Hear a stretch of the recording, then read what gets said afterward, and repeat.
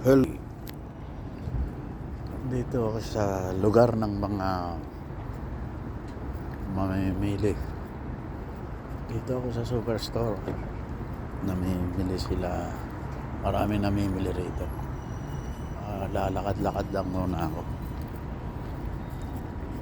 Kagabi na rito. Alas 8 pasado na. Hintayin natin yung pasahero ko.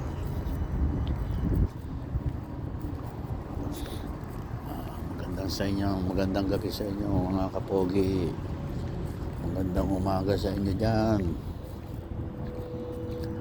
Ito nga palang sasabihin ko, yung mga dumadaan sa wall ko, nilalike ko sila at pinapalo.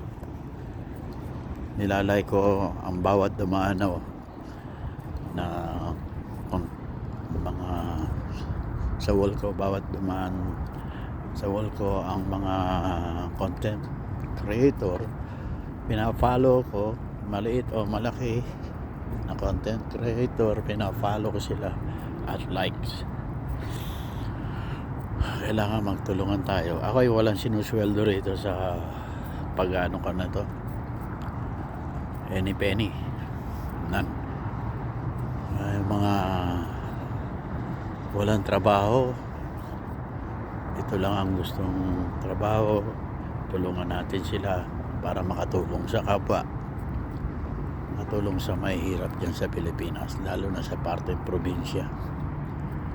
Kaya mga kapogi,